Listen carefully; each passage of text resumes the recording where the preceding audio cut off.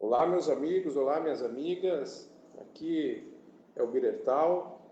Hoje, agradeço a presença de todos vocês. Hoje, muito honrado com esse debate, essa live, com a presença do nosso querido deputado estadual, Giuseppe Riesgo, que é advogado, e também do nosso ijuiense, nosso amigo Sadi Aine, empresário na cidade de Ijuí, e também consultor empresarial.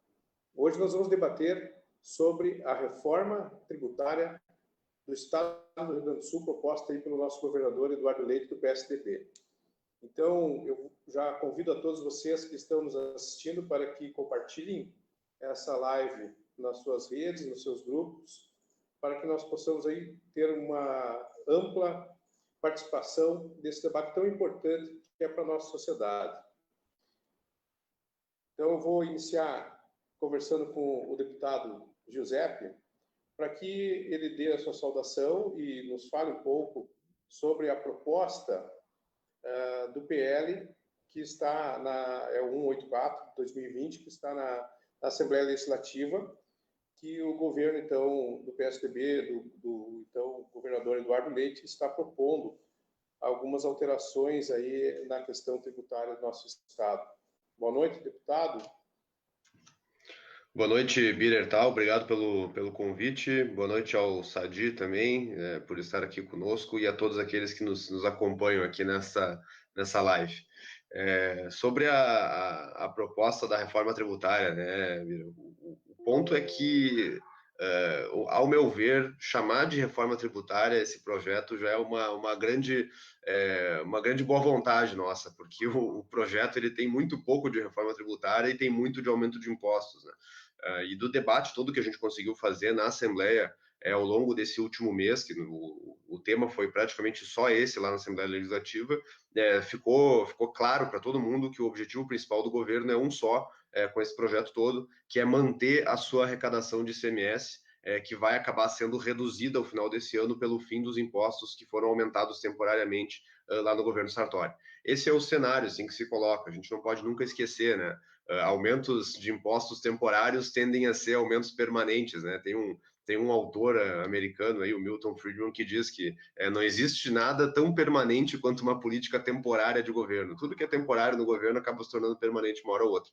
E agora não está sendo diferente, né? Lá em 2015, quando o governador era o Sartori, todo mundo lembra que ele solicitou à Assembleia Legislativa um aumento temporário no ICMS, né? Ele aumentou a alíquota base de 17% para 18%, e a alíquota dos chamados blue chips, né, que é um termo para designar aqueles impostos que dão muito recurso para o Estado, né, impostos na gasolina, na energia elétrica e nas telecomunicações, que é conta de telefone, conta de internet, etc., de 25% passou para 30%. Isso fez com que o Estado aumentasse e muito a sua arrecadação, cerca de 2 bilhões e 800 milhões de reais por mês. E aí a previsão era que acabasse isso lá no final de 2018. Tanto que todo mundo lembra, né? Na campanha eleitoral, isso era o que mais se falava. Né? O que os governadores iam fazer com esse imposto que estava aumentado temporariamente. E o senhor Eduardo Leite prometeu que precisava de mais 2 anos desse imposto elevado temporariamente, e a partir daí ele ia ter ajustado o fluxo de caixa e ia ter resolvido os problemas aí do estado do Rio Grande do Sul. Pois bem, agora esse ano está chegando o fim desse imposto aumentado temporariamente e percebeu-se que não é só uma questão de fluxo de caixa, né? Tem muito mais coisa que tem que ser feita, tem muito mais ajuste que tem que fazer.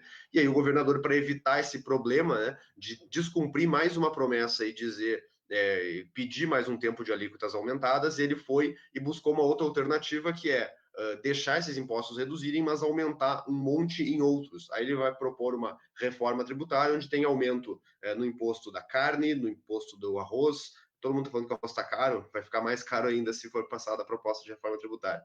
Do arroz, do feijão, do gás de cozinha, do transporte intermunicipal, o IPVA, um aumento gigantesco de IPVA, um aumento no ITCD, enfim, um grande pacotão de aumento de impostos com uma ou outra pequena coisa de ajuste tributário que, ao meu ver, não pode ser chamado de reforma. Esse é o cenário atual e, graças a Deus, os deputados perceberam aí todo o foco da proposta do governo, e a resistência é muito grande lá na Assembleia Legislativa para aprovar o pacotão de aumento de impostos. A gente pode entrar em detalhes depois ao decorrer da live, mas essa é a ideia preliminar.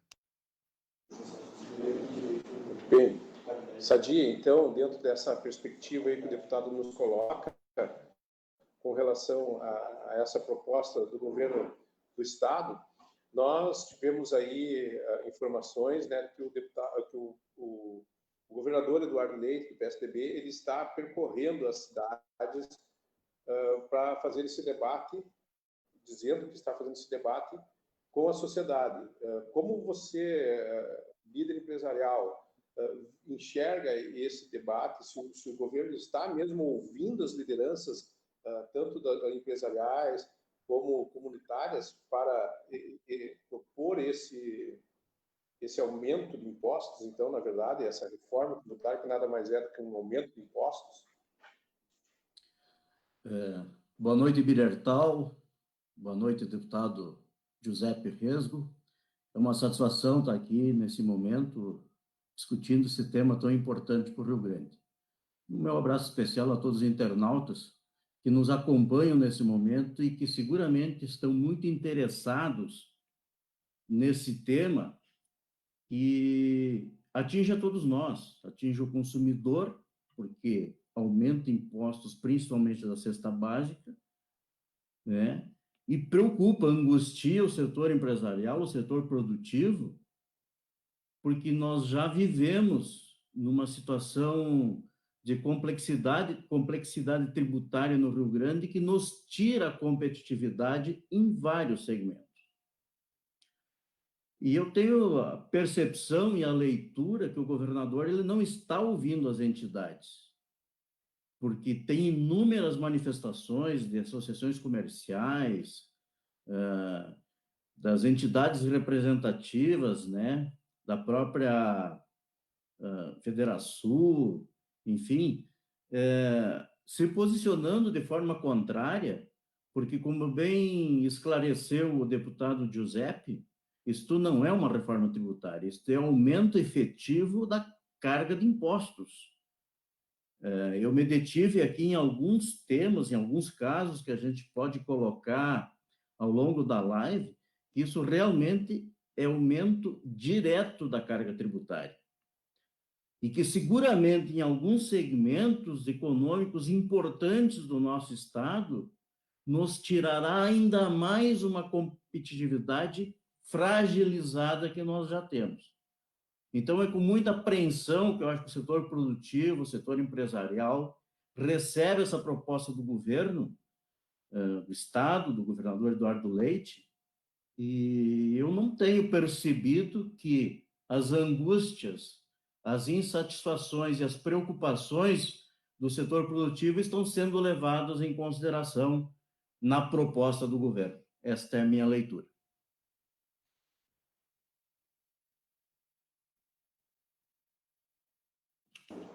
Então, deputado, a grande curiosidade que a gente tem como sociedade, enfim, é que com esse aumento, então, de impostos, qual é a contrapartida do Estado em retorno de serviços para a população, em investimentos novos na educação, na infraestrutura, enfim, qual seria então a contrapartida diante desse aumento? Ou seria só simples e puramente para fazer a máquina pública funcionar?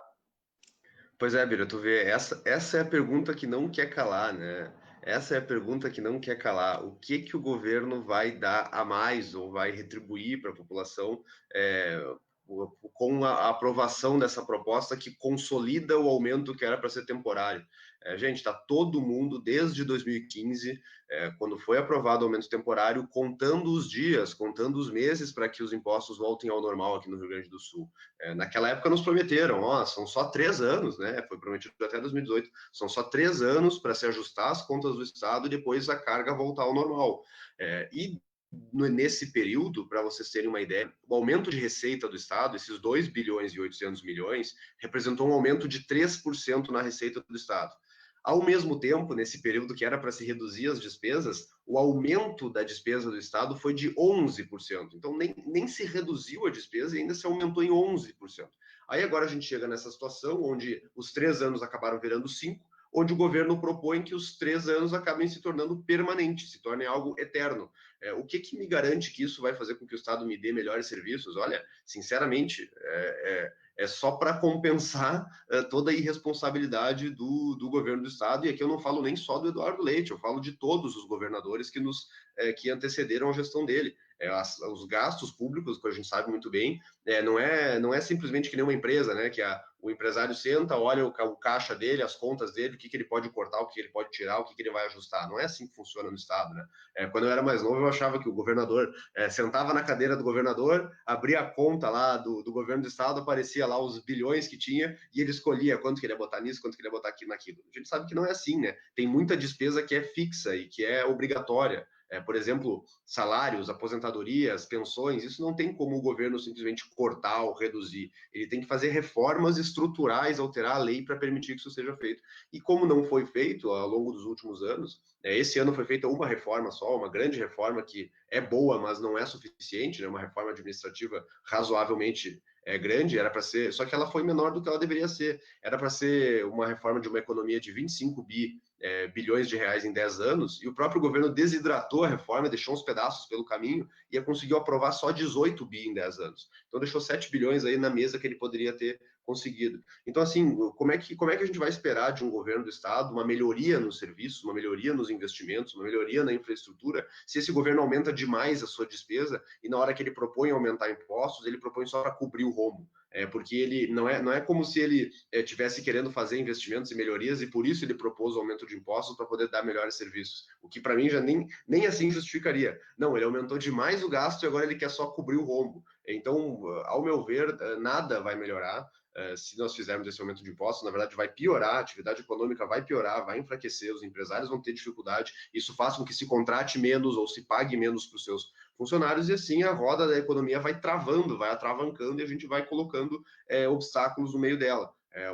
Na minha visão, tinha que ser o contrário feito, né? O governo tinha que passar a reduzir e muito as suas despesas para não precisar fazer esse aumento de impostos e aí deixar com que a economia gire. Então, assim, eu não tenho muita esperança não que vai melhorar os serviços com o aumento de impostos, não. Acho que vai piorar, na verdade, e a gente vai ter uma situação mais difícil ainda na questão da economia.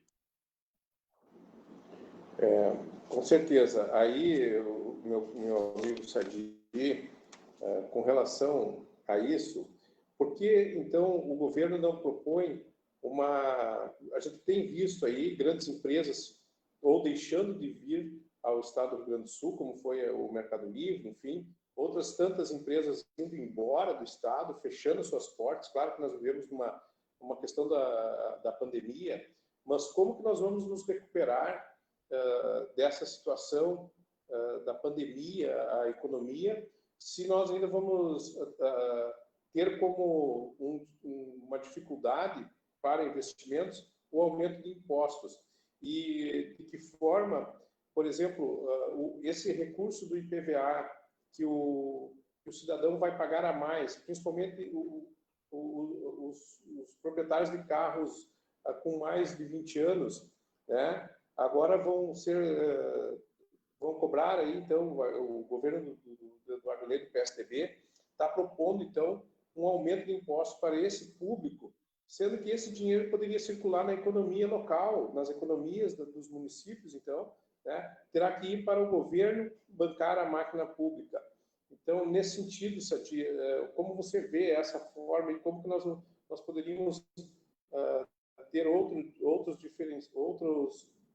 outros métodos aí para que nós pudéssemos atrair mais empresas ao invés de fazer com que as empresas vão embora do estado?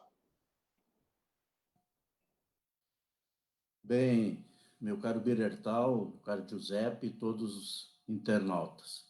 Essa questão do IPVA, nós já pagamos, o gaúcho já paga o IPVA, por exemplo, mais caro que Santa Catarina. Nós já somos tributados em 1% a mais, um ponto percentual a mais.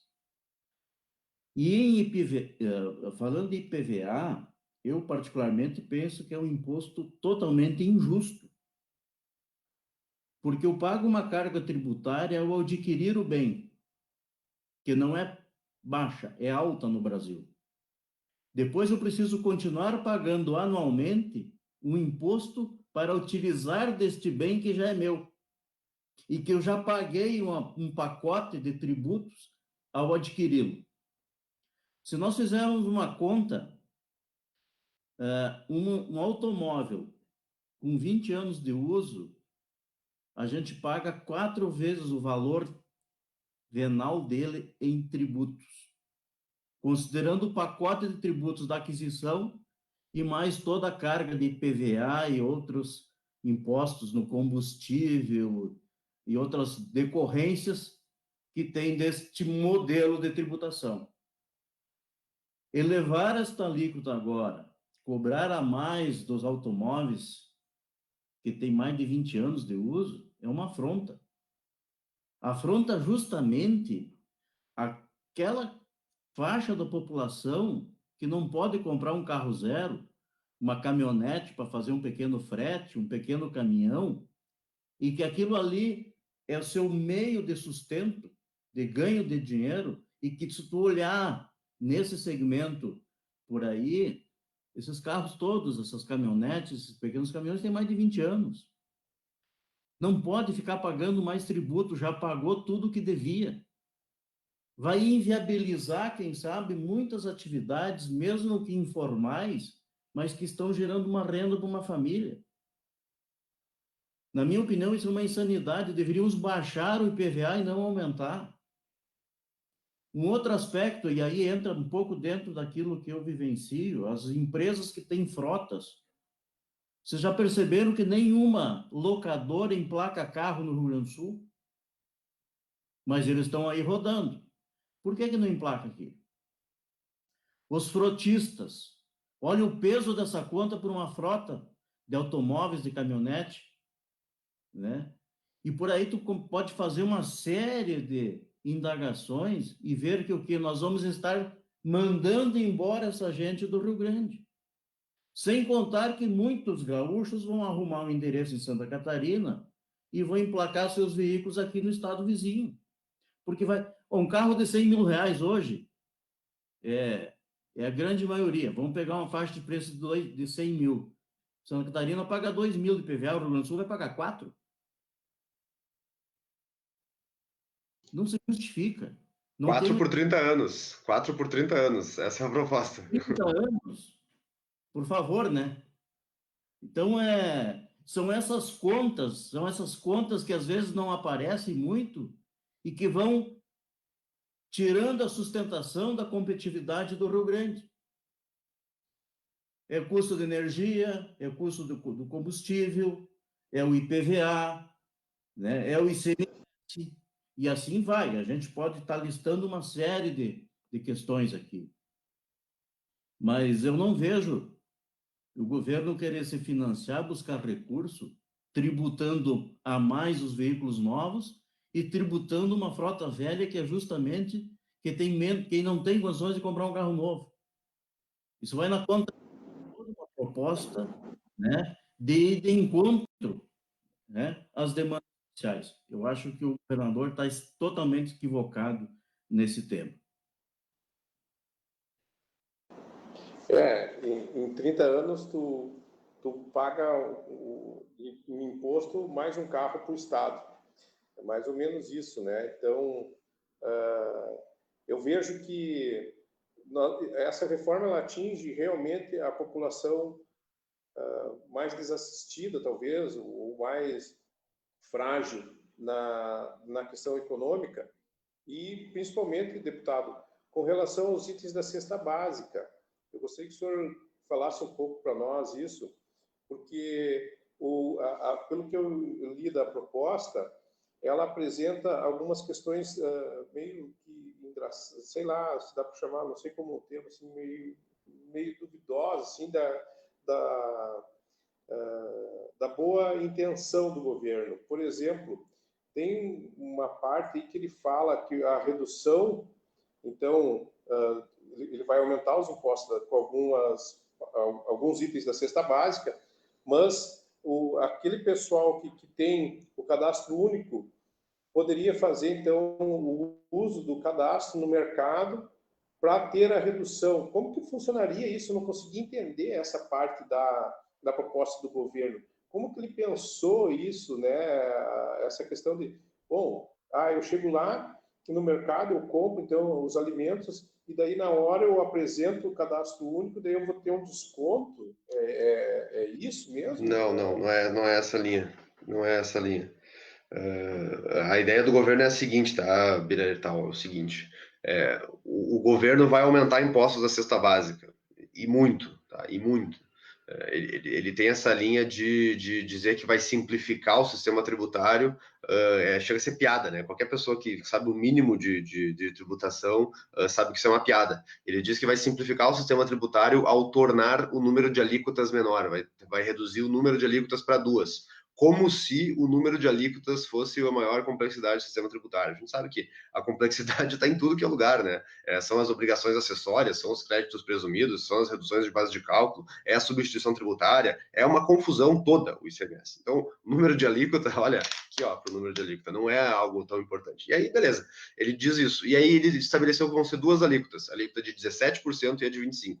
Aí, magicamente, tudo que está abaixo de 17%, ele vai subir para 17%. Pronto, está simplificado o sistema tributário gaúcho, segundo a tese da reforma tributária. E aí, lógico que isso é um aumento de custo brutal para a população, né? Um aumento de preço chega a ser ridículo, assim, quanto que vai aumentar, e ainda mais para a população de baixa renda. E aí, só para se ter uma noção, assim, né? Se torna mais caro o custo de vida comparado com hoje em dia, que nós já estamos vivendo um momento de impostos aumentados. Tu imagina comparando com ano que vem, se a reforma não passar, porque se a reforma não passar, a gente vai ter a redução automática dos impostos da gasolina, da energia elétrica, das comunicações, vai voltar ao normal, então muita coisa vai ficar mais barata. Então uma distância gigantesca que ele quer fazer. E aí qual foi a ideia genial do governo? Não é nem o cadastro único, tá? Não é nem o cadastro único. Ainda se fosse um desconto na hora que a pessoa vai comprar, ou ainda se fosse uma devolução em dinheiro, a pessoa saca o dinheiro, que nem é o Bolsa Família, por exemplo, que querendo ou não, goste ou não, ele funciona, né? A pessoa vai lá, saca o dinheiro e deu, e tá funcionando. É uma outra ideia que eles querem fazer. Eles querem dar um cartãozinho, tá? Chamado cartãozinho do Devolve ICMS. Aí, a partir desse cartãozinho, dependendo da renda da família, vai ser creditado um valor todo mês, e dependendo da quantidade de notas fiscais que a família pegar nos estabelecimentos e apresentar para o governo, aumenta o valor que a família vai receber. O valor mínimo é 30 pila por mês e chega até 40 e poucos pila. É migalha, vamos ser sinceros, é migalha que o governo quer devolver, porque ele vai aumentar muito mais do que isso. E aí, com esse cartãozinho, a pessoa só poderia utilizar ele em máquinas Vero, aquelas do Banrisul. Só assim para poder funcionar. Aí usa o cartão na máquina Vero, e aí na máquina vai dizer qual que é o saldo da pessoa, e ela gasta os 30, 40 pila dela no mercado fazendo isso. Só que tem vários problemas com isso tudo. O primeiro deles é que a engenharia do projeto, como que ele funcionaria, não está escrito em lugar nenhum. Não está no projeto de lei. Isso vai ser estabelecido por decreto pelo governador. Então já gera uma grande insegurança de como que vai funcionar e se vai se tornar uma política de Estado, né? Porque se o governador muda de ideia, ele pode trocar o decreto, ou se outro governador é eleito, ele pode mudar o decreto. E aí pode ser para os dois lados, né? Pode ser tanto para o lado ruim para a população, e o governador acabar com esse benefício, e aí a população vai ter um aumento de imposto e não vai ter a devolução do CMS, ou pode ser para a parte de completa irresponsabilidade fiscal, onde um governador, digamos, do PT entra e aumenta e bota um monte de dinheiro para dar para a população, ou um governador de qualquer partido que seja mais populista vai lá e dá um monte de dinheiro e quebra o Estado mais ainda do que está. Então, assim, a gente não sabe como que vai funcionar. Isso sem contar no fato de que tem que ter a máquina do Banrisul, que é uma coisa que em lugares muito da periferia acaba não tendo. Essas pessoas vão ter que se deslocar, então, para ir utilizar o cartãozinho, e outro que também é uma forma de tentar inflar o Banrisul, né, fazendo com que gire mais dinheiro dentro do Banco do Estado, e aí a gente sabe que boa coisa pode não acontecer. Então, assim, muito difícil de saber como vai funcionar o programa, e o pior, né, o pior de tudo que eu achei desse negócio todo, é que o aumento de impostos é previsto para a partir de 2021, segundo a proposta. E a devolução desse valor é em 2021 só para famílias que tenham renda familiar de até no máximo um salário mínimo, R$ 1.200 por família por mês. Famílias que ganham mais do que 2 e 3 salários mínimos é só a partir de 2023. Então, durante 2021 e 2022, eles vão pagar imposto a mais e não vão receber o dinheiro de volta, o que é um escárnio para a população, né? Que barbaridade. Então, na verdade, vai se aumentar a burocracia, né? Se criando um sistema louco aí, desculpa, né, o termo, mas é isso, né, que a gente está vendo. Vai se aumentar a burocracia, e nesse sentido, eu já coloco uma pergunta para o nosso empresário, né, o Sadi, que ao invés do governo estar criando um ambiente de negócios melhor no nosso estado, ele está burocratizando cada vez mais o nosso estado, né, tendo um excesso aí de burocracia, e nós não vimos aí, então, nenhum esforço até o momento, então, de facilitar a vida do empresário, Sadi, né? Então, a classe empresarial, ela realmente está descontente, eu acredito, né, com essas medidas do governador. Exatamente, irmão Birertal. É difícil, né, para o setor empresarial trabalhar num ambiente econômico, num ambiente mercadológico, onde as regras do jogo são alteradas muito rapidamente e não são totalmente claras. Eu ouvi, estava voltando, fui a Belo Horizonte essa semana, atender um cliente lá, voltei e estava ouvindo a rádio de Porto Alegre, com a propaganda da reforma tributária como se fosse uma nova façanha. Pelo amor de Deus, isso é um desrespeito ao gaúcho. O setor empresarial não aguenta mais. As empresas estão indo embora do Rio Grande do Sul. Nós temos uma carga tributária escrochante. E eu não estou falando só do Rio Grande do Sul, a nível de Brasil. Se nós analisarmos os últimos 30 e poucos anos, depois do governo do regime militar, a carga tributária saiu de 20%, estava em 45% do PIB. Né? E se nós começar a entender quais foram os reflexos disso aí, é só ver o setor da indústria, por exemplo, né? Te respondendo, que o Brasil sofreu um processo de desindustrialização nesse período, porque lá na década de 70, a indústria representava 45% do PIB, 40% do PIB do Brasil, hoje são 15%. O que aconteceu com a nossa indústria? Será que os nossos empresários são tão incompetentes assim que perderam esse espaço? Ou as condições de trabalho nesse país, em termos de infraestrutura e em termos de carga de tributação, não permitiram a competitividade com esses produtos que vêm de outros países? E o que vive o empresário gaúcho nesse momento é exatamente essa angústia de perder ainda mais a competitividade para os seus concorrentes de outros estados. Eu vou dar um exemplo aqui de algumas coisas bem práticas, até para o pessoal que está nos acompanhando entender. Por exemplo, a proposta do governador sobre frutas e legumes, de 0% para 12%. O Rio Grande do Sul hoje é o maior produtor de maçã, beneficiamento de maçã, de exportação de maçã, junto com Santa Catarina. Deixa eu fazer um comentário, Sadi, antes do senhor levar adiante. A proposta inicial era de 0% para 17%, e agora, essa semana, ele deu um passo atrás e voltou para 12%. Mas mesmo assim, ainda é alto. Tu imagina se fosse a inicial, né? Ainda imagina se fosse a inicial. Não, é um absurdo. Entende? Então, pega o seguinte, é um segmento importante do agronegócio, a produção de maçã no Rio Grande do Sul. Estou dando um exemplo. Santa Catarina é 0%. Como é que fica a nossa competitividade? Cara, não dá, não tem espaço para isso. Né? Ovos e leite é um outro exemplo. Importante produção. O Rio Grande do Sul tem uma segunda maior bacia leiteira do Brasil, de 0% para 12%. A produção de ovos, que além das grandes granjas, existe todo um sistema de integração, vai tirar a competitividade desse segmento. Como é que tu acha que está vivendo o empresário desses setores nesse momento? O arroz cesta básica, o famoso arroz de feijão e carne, de 7 para 12.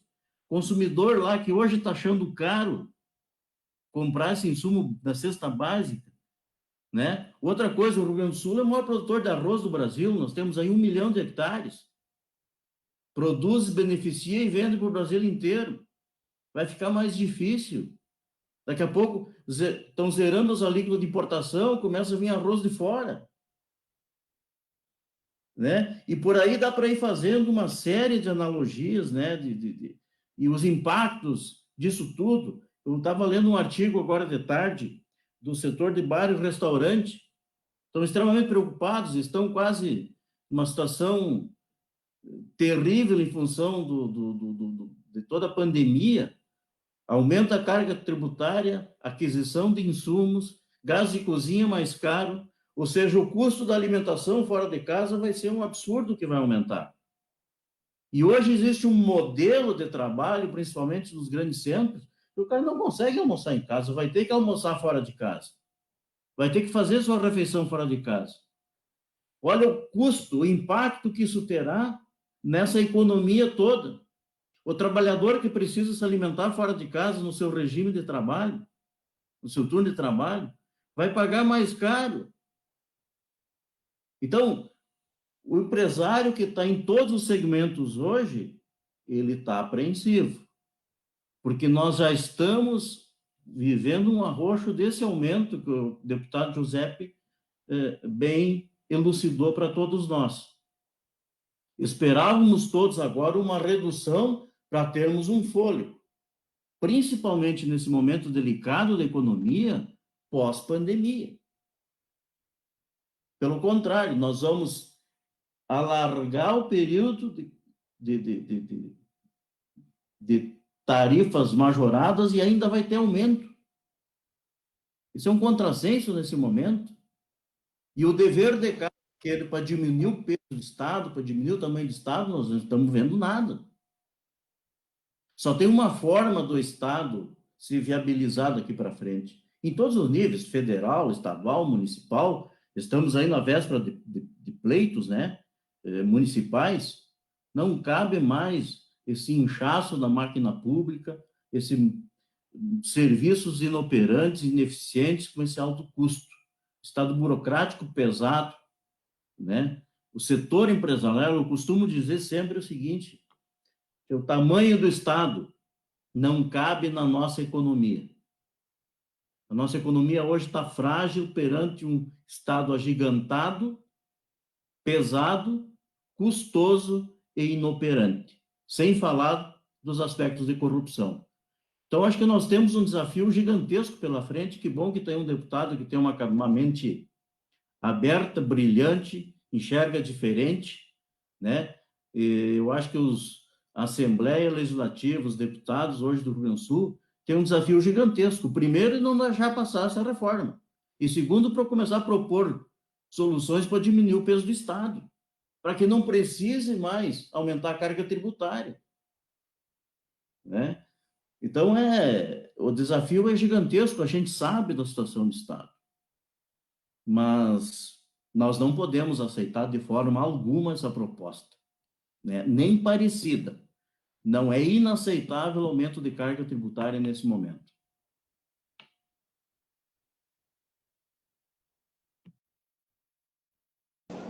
Bom, com certeza, né? Ao invés de nós, então, eliminarmos esses 7% do arroz e do feijão e mantermos a alíquota zero para os outros alimentos, nós estamos taxando, né? Aumentando aí os impostos dos alimentos. Eu gostaria de perguntar ao deputado, na verdade, a Assembleia continua ainda com as reuniões online, e de que forma nós teríamos, então, essa votação da proposta da reforma, a deputada, como o senhor vê isso sem, daqui a pouco nós poderíamos ter uma dificuldade de algum deputado não poder estar presente por uma falha na conexão ou estar em um espaço que não tenha internet. Como se daria, no meio da pandemia, uma proposta tão importante para o Estado do Rio Grande do Sul, o governo PSDB do Eduardo Leite fazer, então, trabalhar com essa votação aí da reforma de forma online. Boa, bem lembrado, né? Bem lembrado. Bem lembrado também a situação que a gente se encontra, né? Não só como que vai ser votado, mas vamos olhar em volta de nós, né? O que está acontecendo? O mundo está numa situação absolutamente fora do comum, fora do normal, totalmente virado de cabeça para baixo, e o governador mandando aumento de imposto para a Assembleia. É um troço que não tem cabimento só pela situação, né? E para piorar a situação toda, é uma pandemia global que faz com que tenha atividades fechadas, empresas fechadas, pessoas perdendo emprego, aquela coisa toda da bandeira vermelha, bandeira laranja, bandeira de tudo que é cor, e aí a situação é absolutamente incerta, né? Então, assim, só do momento já é totalmente inadequado. Isso aí, assim, ó, sem cabimento um troço desse. E aí o governo manda tudo isso num momento onde a Assembleia Legislativa está com atividades à distância, né? A forma com que eu estou conversando com vocês aqui é a forma que eu converso com os deputados hoje nas sessões. E convenhamos, não é nem de perto a mesma coisa de uma conversa presencial, não é nem de perto. E agora vocês imaginem isso que aqui a gente está concordando, vocês imaginem se a gente estivesse discordando, se a gente estivesse debatendo e brigando e se dando-lhe de soco, né? de briga, modo de falar, né? Imaginem isso numa reforma tributária. Então, assim, totalmente ruim o processo, né? Então, as sessões são online. com todas as dificuldades do negócio online. E aí o governador manda com regime de urgência. O que é o regime de urgência? Né? É uma forma de trâmite do processo expressa que a Constituição do Estado permite, no artigo 62, que o projeto não tem relatoria em Comissão de Constituição e Justiça, não tem relatoria em Comissão de Mérito, e em 30 dias ele começa a trancar a pauta do plenário. Já passaram esses 30 dias, então hoje o projeto já está trancando a pauta do plenário. As nossas sessões plenárias são nas quartas-feiras agora, durante a pandemia, uma por semana só para fazer a votação. E aí o projeto já está trancando a pauta. E o pior de tudo, que é aí que vem a preocupação, Birertal, aqui que é a grande preocupação, é que o quórum de deliberação do projeto é maioria simples. Não é que nem um projeto que altera a Constituição, onde tem uma maioria qualificada de 3/5 da Assembleia, 33 deputados, tem que ter 33 votando. Não é uma maioria absoluta de uma lei complementar, por exemplo, que precisa da maioria dos deputados da Assembleia. É a maioria simples, que significa a maioria dos deputados presentes no dia da votação. O mínimo que precisa ter são 28 deputados presentes, né? Se tiver menos de 28, não tem quórum para deliberar, precisa da maioria dos deputados presentes lá. São 55 deputados no total. Então, se porventura alguém tiver vergonha de votar favorável, não quiser votar favorável, mas também não quer votar contra, para não pegar mal com o governo, o deputado pode simplesmente, deu problema na minha internet, a internet aqui na minha cidade está ruim hoje. Aqui em Ijuí a internet deu problema essa semana, não sei o que, tal. Não conseguiu participar. Ou acabou a bateria no meu computador, deu problema aqui, tive que levar minha filha no médico. Tem um monte de desculpa que pode acontecer. E aí, com 15 votos, o governo consegue aprovar o projeto se os deputados não estiverem presentes e votarem não. Eu faço questão de estar lá presente no dia, dar minha presença e votar não, porque aí, quanto mais gente votando não, mais gente o governo precisa que vote sim para aprovar o projeto. Então, assim, absolutamente inadequada a forma com que foi proposto, como está tramitando, e era para ser votado ontem, né? A gente sabe que era para ter sido votado na sessão de ontem, só que o governo viu que não tinha voto suficiente, que o negócio está feio para eles, e pediu para adiar para a semana que vem. Então, a próxima data prevista é dia 23 de setembro, às 14 horas, ter essa votação do aumento de impostos no Rio Grande do Sul. E o governo corre contra o tempo, né? Por conta do princípio da noventena do direito tributário, que as leis têm que ser aprovadas 90 dias antes do fato gerador ter início. O governo tem pressa para aprovar tudo isso até no máximo o início do mês de outubro. Então ele tem mais 2, 3 semanas ali para tentar aprovar o aumento do IPVA, porque dia 1º de janeiro é o fato gerador do IPVA. Então, se o imposto só pode ser cobrado a partir de 2 de janeiro, ele vai poder cobrar esse IPVA aumentado só lá em 2022. Por isso que eles têm pressa, estão na corrida para fazer tudo isso, o que, convenhamos, é muito ruim para o debate. Exato. Então, dentro dessa lógica aí, eu ouvia o deputado Giuseppe falando esses dias atrás com também deputado federal o Van Hatten, né, o Marcel, sobre que essa reforma ela poderia ter sido separada em questões e fazer, então, diversos projetos para que ela fosse levada à Assembleia, então, por etapas. De que forma se daria isso? Qual é mesmo a sua sugestão para isso, deputado? Desculpa, não consegui pegar a pergunta. Se puder repetir, por favor.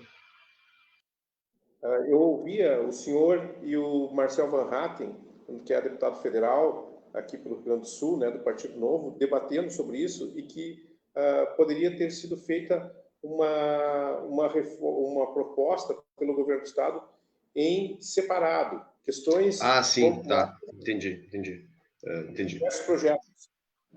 Que como são vários projetos que tratam de vários temas e várias coisas diferentes, a gente imaginava que eles iam mandar cada projeto específico tratando do seu tema específico, que é a técnica legislativa mais adequada. Só que o governo foi por tudo ou nada. Eles pegaram tudo que tem de bom, entre aspas, no projeto, juntaram com todo o aumento de impostos e empacotaram tudo numa coisa só e mandaram num projeto só.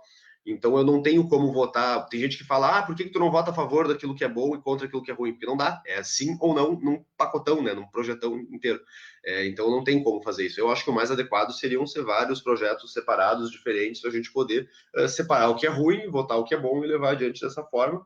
só que o governo foi por tudo ou nada e mandou tudo num só, que é o projeto 184, e aí tem o 185 e o 186, que são só uns projetinhos que fazem alguns novos programas ali de boas práticas e tal, que não é o grosso da reforma tributária. Acho que, não sei se foi isso, que essa era a pergunta, mas foi isso que eu consegui entender. Era exatamente isso. Então, daí, na verdade, o governo ele faz uso desse pacotão, então, né, da reforma, num bolo só, e aí ele diz que tem deputados que estão votando contra o que é bom da reforma, né? Mas ele não possibilitou que os deputados, então, analisassem o que é bom e o que é ruim separado, né, nesse sentido. Exato, exatamente. Né? Então, daí é fácil dizer que tu está votando contra o que é bom, né? Se tu, na verdade, tu não separou, né? Não tem como fazer diferente. Sadi, tu esteve agora, recentemente, também aí no estado de Minas Gerais. Eu gostaria que tu conversasse conosco um pouco. Como que tu está sentindo aí esse novo governo que está lá, se ele está também propondo alguma reforma? A gente sabe que o estado de São Paulo está propondo alguma reforma também, já com um pouco diferenciada das reformas tributárias, da reforma tributária que o governador eleito do PSDB faz aqui, né? Diferente do que o Dória lá do PSDB está fazendo em São Paulo, mas lá em Minas, tu tem alguma notícia de como está esse ambiente de negócio? Está melhorando o estado de Minas Gerais? Como que está isso lá, Sadi, por favor?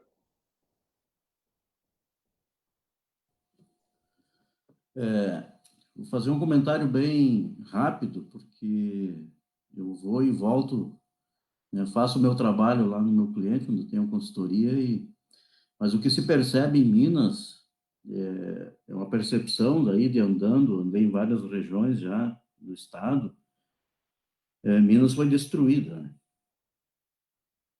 O que a gente ouve lá dos mineiros é que o Aécio deu uma estragadinha e o governador do PT enterrou, né? E o Romeu Zema está fazendo um trabalho fantástico de recuperação do Estado. Eu estou transmitindo o que eu ouvi de vários empresários, de pessoas lá que têm uma leitura, digamos assim, não apaixonada por a questão partidária ou ideológica. Mas eu até conversava exatamente isso, jantando com um cliente na segunda-feira à noite lá em Três Marias. Está tentando, né, de uma forma bastante profissional, sem muito alarido, né, sem aumentar a carga tributária, botando o estado de Minas Gerais nos eixos de volta, mas sem transferir para a população o ônus da irresponsabilidade dos governos anteriores. É muito fácil hoje, eu não faço meu dever de casa, aumento minha despesa toda e transfiro a conta para a população e para o setor produtivo. Isso vem sendo feito há anos por governos irresponsáveis. E quando pega esses governadores, esse governo populista, assistencialista, eles rasgaram dinheiro e não resolveram o problema de ninguém, pelo contrário. O assistencialismo que não tem data para se finalizar, ele gera dependência. Então, aquele cidadão que recebe esse pacote de ajuda por 10, 12, 15 anos, o próprio Estado o condena a ser um eterno miserável, porque ele não foi qualificado para voltar para o setor produtivo, com a sua força de trabalho, para gerar riqueza. Esse modelo que nós vivemos no país nos últimos 30 e poucos anos, que fomos governados na grande parte dos estados e do país por governos de centro-esquerda, fizeram exatamente isso, aumentaram a carga tributária com o intuito de distribuir essa renda num programa assistencialista que gera dependência e torna o cidadão totalmente dependente dessa benesse. Não sou contra que em algum momento o governo não tenha que ajudar, precisa, mas isso não pode ser eterno.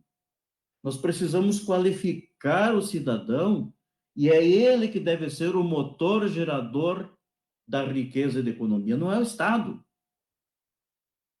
O Estado é um ente que não sabe gastar o dinheiro que arrecada. O Estado precisa se restringir naquilo que lhe é de sua competência: educação, saúde, segurança, e o resto deixa para a iniciativa privada. O que o Estado precisa fazer, muitas vezes, é preparar o cidadão para ele ser um empreendedor e não um miserável dependente. É uma visão totalmente diferente de desenvolvimento, né? Nós precisamos virar essa chave. Por isso que eu digo que nós temos um desafio gigantesco. Porque se essa chave não virar, nós ficaremos eternamente reféns de pacotões como este do governo Leite, que está para salvar as finanças do Estado, transferindo este ônus desta incompetência para a população e para o setor produtivo. Nós não podemos mais aceitar isso. Então, tem governadores hoje que perceberam isso e estão fazendo diferente. Infelizmente, o nosso governador não. Ele está na vala comum. Aumentou a despesa do Estado, não fez o dever de casa e está transferindo essa conta para a população, por favor. E lá na campanha, quando ele disse que o problema não era dinheiro, era organizar fluxo de caixa, ou ele fez um diagnóstico muito errado, ou ele agiu de má fé, porque não é possível. Todo mundo sabe que a economia do Rio Grande, a economia do Estado do Rio Grande, vem aos trancos e barrancos e faz tempo. A paisagem é cinza, para não dizer que é negra. Ele pintou essa aquarela na campanha. E agora quer apagar? Não, né? Então, acho que essas coisas que a população precisa começar a entender e separar quem realmente quer ver desenvolvimento, quem quer crescimento e quem quer ver liberdade real do cidadão e do empresário para investir, né? Do que essas panaceias aí, para não dizer outra coisa, né? Então, é difícil, é difícil. E tem estados do Brasil hoje, tem estados pior que o Rio Grande do Sul. E tu vai ver por quê. Nós precisamos entender o porquê dessa situação, né? Venda, se desfaz de bens, se desfaz de ativos. O governo precisa resolver a situação do Estado de dentro para fora e não de fora para dentro. Ele se colocou como gestor capacitado. Faça o dever de casa, não transfira seu ônus para a população. Nós não podemos mais aceitar isso. Deixa eu fazer um comentário aqui, Binertal, sobre o que o Sadi mencionou. Ele disse que o governador, durante a campanha, disse, eu lembro muito bem da frase dele, ele dizia o seguinte: dinheiro tem, o que tem que fazer é ajustar o fluxo de caixa para poder fazer. Ele falava isso, dinheiro tem. E aí, agora ele está fazendo um terrorismo, né? Dizendo que se não for aprovada o aumento de impostos, os serviços vão colapsar no que vem, por isso, por aquilo. Aí algumas pessoas podem me dizer, ah, não, mas pera lá, José, veio a pandemia, o governo perdeu a arrecadação. A resposta para isso, na verdade, é não, negativo. O governo recebeu recursos federais na ordem de 2 bilhões e 200 milhões de reais para fazer frente a tudo isso, e o governo do estado não perdeu a arrecadação comparado a 2019. Então, assim, se não tivesse tido a pandemia, o governo do estado estaria com exatamente o mesmo caixa que está agora. Então, assim, se o governador disse que dinheiro tinha, o dinheiro tem que ter. Isso, então, é justamente isso que o Sadi mencionou. Ou o governador fez uma análise absolutamente equivocada do Estado, ou ele agiu de má fé. Então, essa situação triste que se estabelece agora. E outra, eu tenho os dados da arrecadação do governo do Estado em agosto e em setembro deste mês, deste ano, que mostram que o governo do Estado agora já está tendo arrecadação, inclusive, maior do que teve no mesmo período do ano passado. Só no mês de setembro, o governo do estado arrecadou 300 milhões de reais a mais do que arrecadou em setembro de 2019. Então, assim, a economia já está dando sinais que vai voltar ao normal. Já está dando sinais que vai voltar ao normal e o recurso perdido foi recuperado pelo governo federal. Então, assim, o dinheiro está aí, né? E agora ele ainda tem dinheiro tem a oportunidade de botar a mão naquele fundão de aposentadoria de 2 bilhões de reais lá que ele conseguiu aprovar. Então, tem mais dinheiro ainda disponível para ele poder pegar.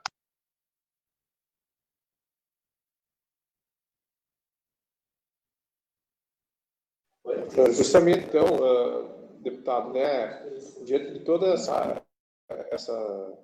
fala do Sadi, da questão de Minas Gerais, que está lutando aí com outro tipo de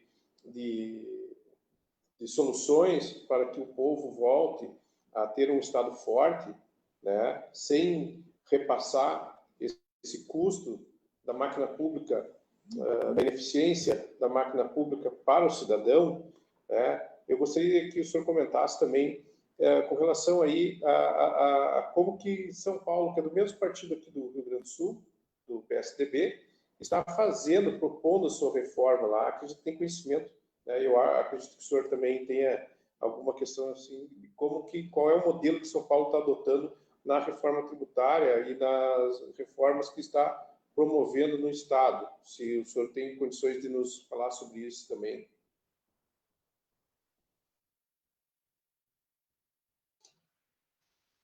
Eu não tenho conhecimento de como está a situação lá em São Paulo, para ser bem sincero, assim, não conheço detalhes da reforma tributária deles, não. Então, eu prefiro me abster de tratar desse tema, porque não conheço mesmo. Tranquilo, achei que nós temos ouvido aí... Eu conheço a reforma tributária nacional. A nacional eu conheço, mas a daqui de São Paulo, lá de São Paulo, não. Então, justamente seriam modelos diferentes, né, que nós estamos percebendo que está sendo feito. Na verdade, também poderíamos dizer aí que o governador Eduardo Leite, ele poderia, por que ele não esperar, então, a reforma federal, a reforma aí que está por acontecer a nível nacional? Então, como o senhor vê como o senhor faz essa leitura? Por que não esperar acontecer a reforma da União para depois, então, nós aqui discutirmos a reforma no Estado? Por um motivo muito claro, né? Um motivo bem claro, que no final desse ano o governo vai perder a arrecadação, e o foco da reforma tributária dele é simplesmente a arrecadação. Então, para ele não importa aonde está a reforma tributária nacional, o que importa é a pressa de manter a arrecadação do governo igual a partir do ano que vem. E assim, né, vamos colocar um pouco também das cartas na mesa aqui. O Brasil é uma federação, só que ele é uma federação um pouco torta, né? O Estado tem muito pouca mobilidade aqui para conseguir, muito pouca competência legislativa tributária para poder fazer uma reforma tributária no Estado. O Estado fica preso, né? Ele não pode extinguir o ICMS, por exemplo, ele não pode unir o ICMS no ISS, no PIS, no COFINS e tal. Não tem como fazer isso no Estado. Então, assim, o que ele pode fazer é dar uma manejada nos impostos que ele já tem, é simplificar um pouco o ICMS, é facilitar a cobrança do ITCD, é ajustar o pagamento de IPVA e deu. Não tem muito mais o que dá para fazer. Por isso que a gente depende muito de uma reforma tributária nacional para poder fazer a união dos impostos sobre o consumo, juntar tudo, né? Juntar o PIS, o COFINS, o ICMS, o ISS, o IPI, fazer um imposto só, fazer um IVA, né? O Imposto sobre Valor Agregado, dar amplo creditamento para as empresas poderem se creditar de tudo aquilo que elas recebem. Hoje é muito difícil de fazer todos os creditamentos, tem que ser só no produto, na transformação, enfim, é uma confusão o uso de créditos aí, de uso e consumo, é uma coisa muito ruim, e isso só depende de nível nacional.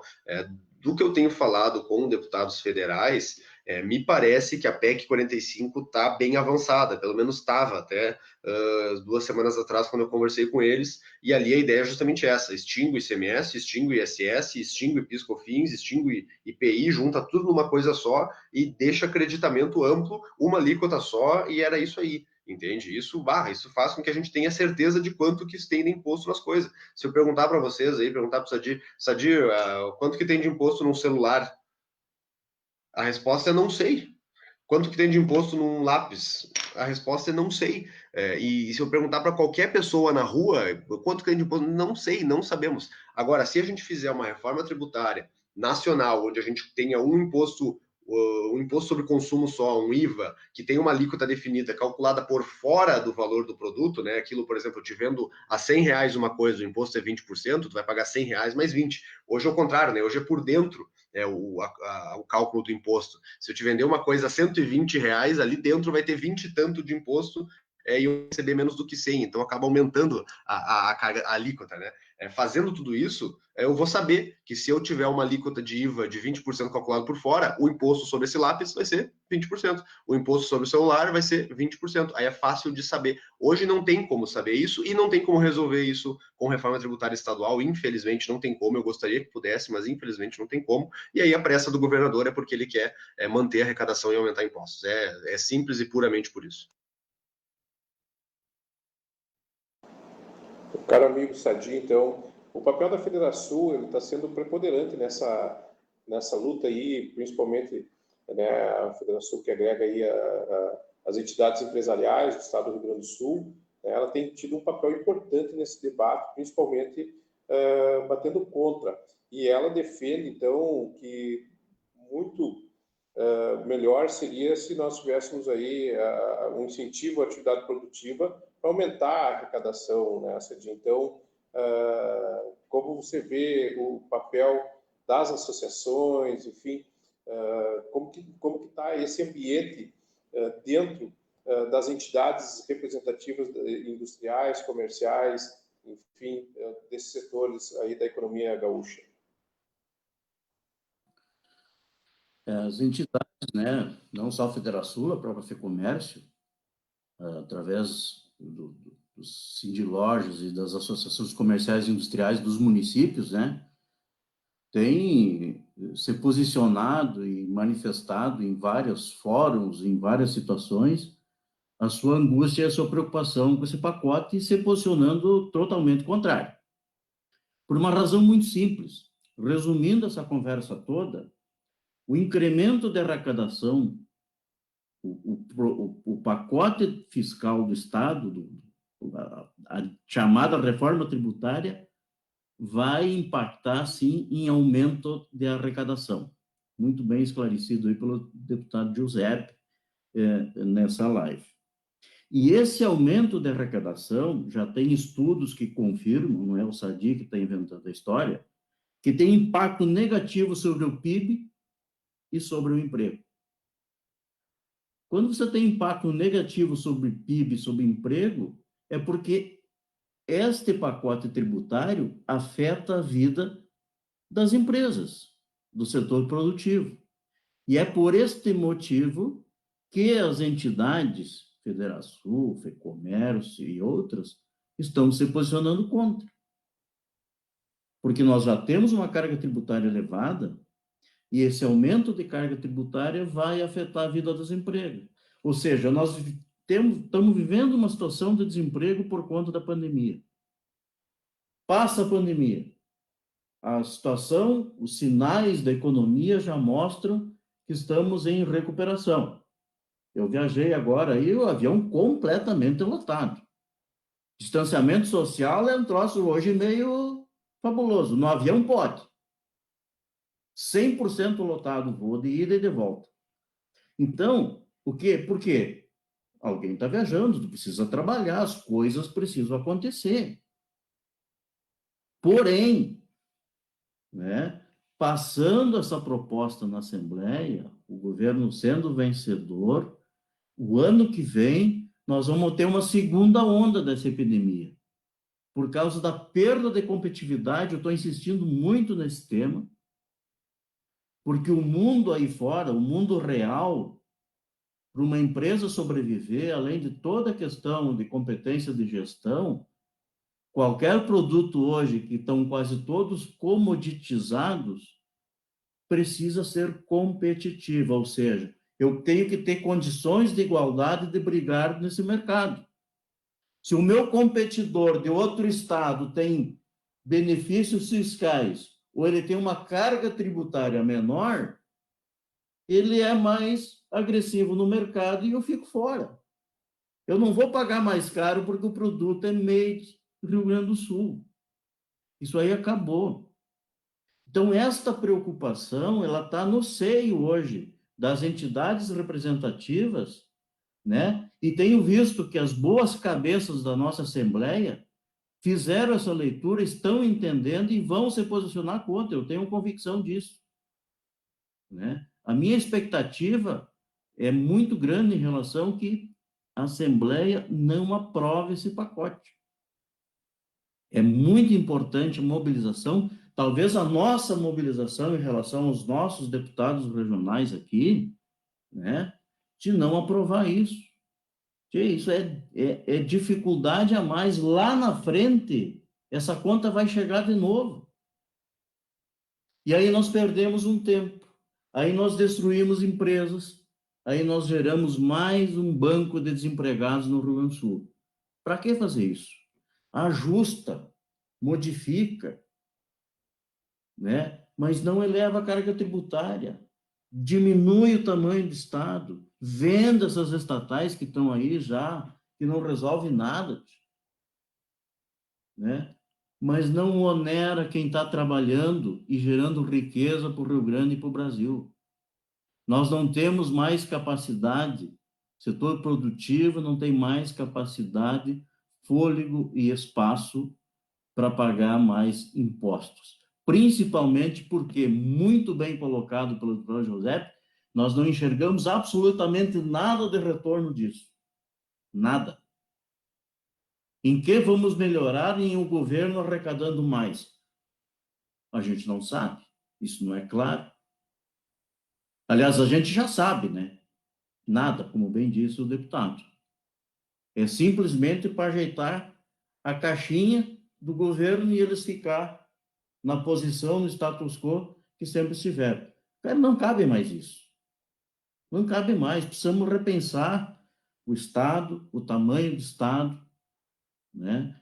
Nós comparando hoje o peso do nosso Estado com países mais desenvolvidos, países ricos, é uma piada. Olha o custo que nós temos de judiciário, das próprias assembleias, não é o salário do deputado, não é porque tem um deputado na sala aqui, é os penduricalhos que estão na volta de várias entidades, várias organizações e vários entes públicos que são muito caros para nós, né? Então precisa começar a repensar essas coisas dentro de casa. Eu digo para o lado de dentro, não é para o lado de fora.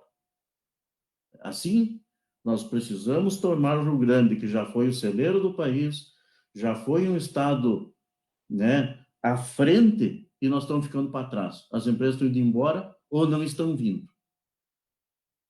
Tem uma migração interessante agora que está acontecendo de empresas saindo da Argentina. As empresas, os argentinos não estão vindo para o Rio Grande, estão indo para Santa Catarina.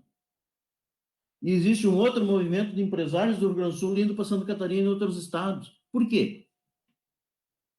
Se nós temos uma posição comparativa privilegiada, mas isso não resolve nada se nós não formos competitivos. Quem estuda planejamento estratégico sabe disso. Entende? Então, essa é a grande preocupação e cada ano que passa piora, né? Então, essas manifestações, essas posições das entidades, não é por questão mais político, partidário, ideológica, longe disso. É questão de sobrevivência dos negócios. Não importa de que partido é o governador, né? O que importa é o seguinte, não adianta ter um melhor partido no governo, o próximo governador, e a situação atual nos levar para uma situação de calamidade do Estado, da gestão, do ponto de vista de finanças públicas, que não vai resolver. Esse aumento de arrecadação dele não vai resolver. Aumentou em 2015, aumentaram o teto de gastos. Por que não fez o dever de casa para baixar? Agora tem que aumentar de novo, manter com aumento. É manutenção do que deveria baixar com aumento. Então, isso é inaceitável nesse momento pelo setor produtivo. E o cidadão precisa entender que essa propaganda de nova façanha, de reforma tributária, é um engodo total. Isso é uma irresponsabilidade desse governador. Muito bem.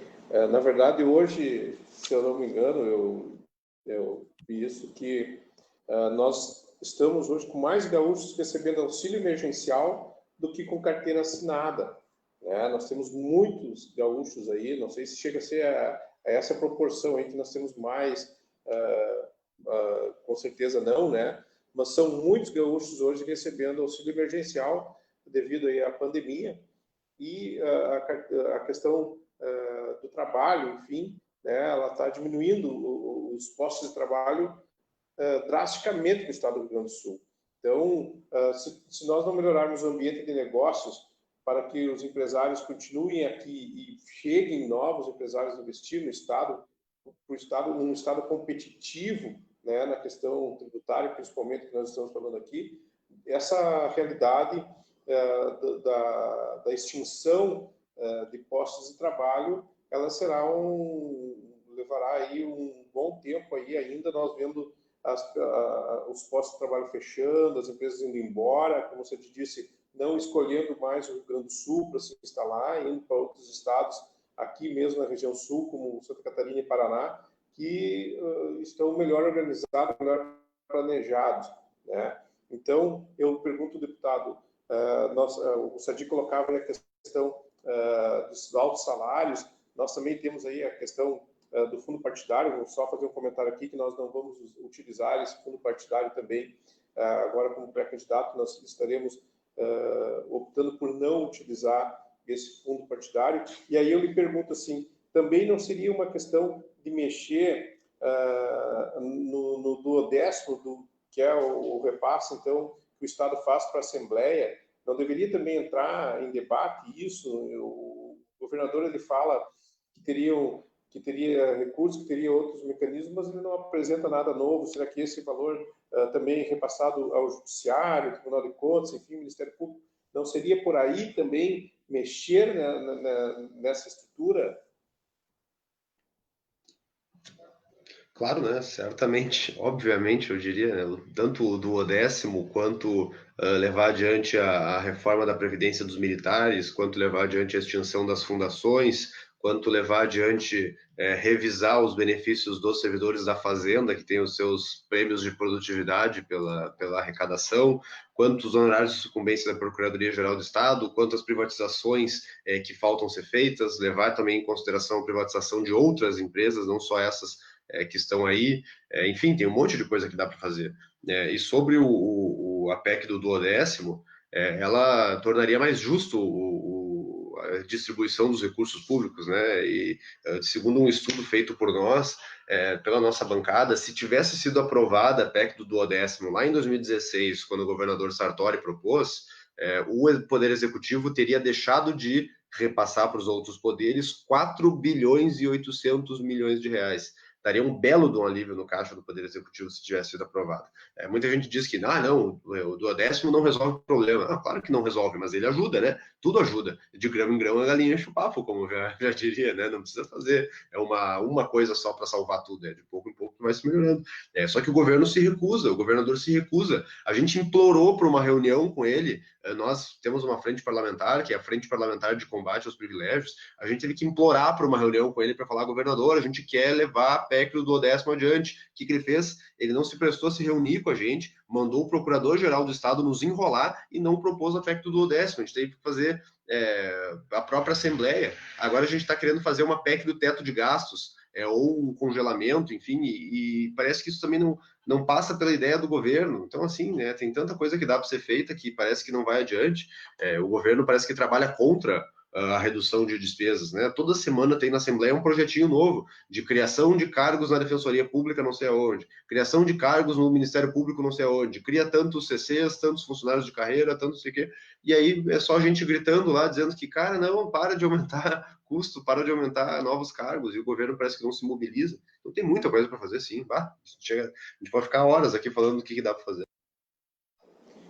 Na verdade, esse é o papel, né, do deputado, também propor essas questões da redução do tamanho do Estado, né, assim como no município do vereador. Então, reduzir essas questões com relação aos novos cargos, às novas estruturas que são criadas aí, muitas vezes, que não tem sentido algum, né, para inchar a máquina pública, que faz com que nós tenhamos aí esse déficit que se apresenta em alguns municípios e também aí no estado de uma forma expressiva. O governo, eu tenho uma frase que é do deputado do Sul aí, deputado Riesgo, que o governo parece que o governo do Estado ele está se servindo do cidadão e não o cidadão se servindo do Estado. Né? Eu tenho ouvido aí muito o senhor falar nesse sentido, e é o que a gente tem percebido, né? Durante agora, não só nesse governo, mas nos que antecederam a esse governo agora.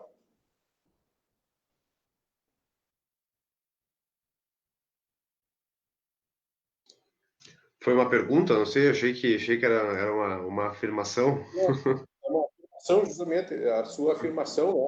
Que o senhor tem afirmado isso. Claro, Né? Que o concordo Estado, integralmente contigo.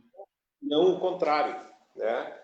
Então, eu acho que dá para nós irmos fazendo os encaminhamentos finais. Eu quero, né, se o senhor tem mais alguma outra colocação, o senhor fica à vontade, né, para explanar aí para os nossos internautas aí que podem lhe ouvir aí agora nesse momento. Eu agradeço pelo senhor, tá? Não precisa me chamar de senhor, não. Eu sei que o cargo exige isso, mas eu me sinto até um pouco constrangido. Eu que tenho que chamar vocês de senhores, né? Mas assim, Bidertal, eu acho que fico feliz de ter sido convidado aqui para poder estar aqui, poder demonstrar um pouco daquilo que eu acredito, das minhas ideias. Fico muito feliz que o Sadi e o senhor também pensem parecido comigo, que a gente tenha essa linha de pensamento clara, né? Quanto mais barato é o governo, menos ele precisa cobrar impostos e, consequentemente, mais dinheiro tem no bolso da população. É bem claro o pensamento, né? Claro que o Estado possa manter as suas competências aí de garantir a segurança, garantir a propriedade privada, garantir a vida, a liberdade, o acesso à educação, acesso à saúde, mas o Estado também não precisa ser dono de zoológico, como é no Rio Grande do Sul, né? Não precisa ser dono de empresa de mineração, não precisa ser dono de banco também, ao meu ver. O governo não tem que ser dono desse monte de coisa. O governo tem que focar no essencial. Quem tenta fazer tudo não faz nada. Minha mãe falava isso para mim quando eu era mais novo. Se tu tentar fazer tudo ao mesmo tempo, tu não vai fazer nada direito, guri. Para quieto e faz uma coisa de cada vez. Era isso que ela me dizia. E eu acho que para o governo funciona da mesma forma, né? Para quieto e vai fazer aquilo que tem que fazer, senão vai fazer tudo de qualquer jeito, tudo meia boca. Então, acho que era isso, Bidertal. Obrigado pelo convite, pelo espaço, e a gente segue conversando aí, pedir para todo mundo que está nos acompanhando que, claro, te siga nas redes sociais, que também, se quiser me acompanhar, Giuseppe Riesgo, tanto no Instagram, Facebook, Twitter, o que quer que seja, para poder acompanhar o meu trabalho lá. Muito obrigado.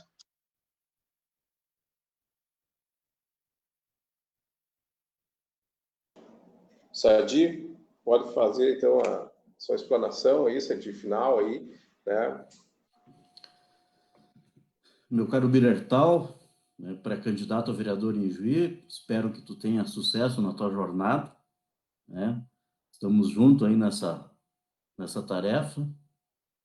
Caríssimo deputado Giuseppe Riesgo, foi um privilégio estar junto contigo nesse momento, o próprio Bira, né, trazendo um pouco das nossas inquietudes e as nossas preocupações, né, principalmente quando a gente olha para o setor produtivo do nosso amado Rio Grande, especialmente uma semana farroupilha, que temos que comemorar as nossas façanhas verdadeiras em casa, tomando mate e tal.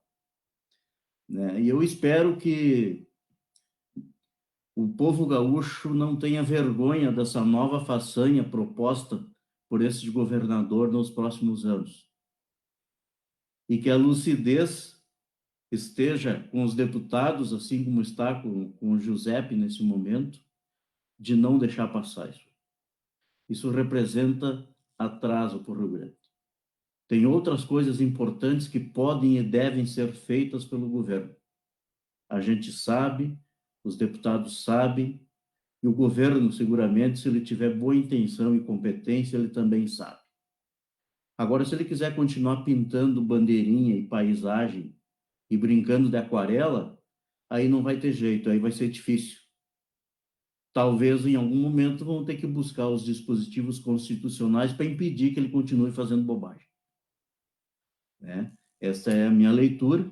Agradeço a todos por estarem nos acompanhando e estamos à disposição sempre para trabalhar e para ajudar naquilo que é bom para o gaúcho, que é bom para o Rio Grande, e temos certeza que agora, no próximo pleito, o que é melhor para a nossa cidade aqui de Juí. Muito obrigado, um fraternal abraço.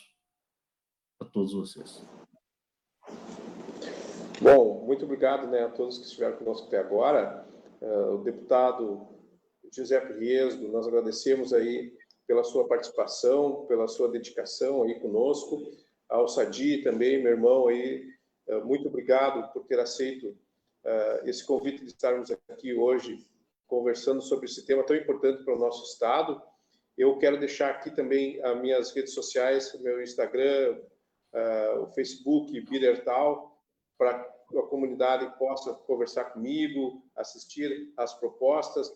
Tenha certeza, deputado, que aqui nós estamos trabalhando nessa pré-campanha para que nós tenhamos aqui em Juí um governo colaborativo, um governo onde nós tenhamos aí a qualidade do serviço público acima de tudo, com a máquina enxuta, né? Um governo por competência, uma atitude diferente na Câmara de Vereadores, propondo aí redução de impostos, principalmente a questão que nós podemos trabalhar, que é a questão do nosso IPTU, né? Que é tão falado aqui, né? Do alto cobrar nosso imposto territorial urbano. Então, nós temos aqui, deputado, também a satisfação de estarmos contigo e esperamos que possamos realizar outros debates, outras lives, outras reuniões presenciais, assim que passar essa pandemia, também aqui na nossa cidade.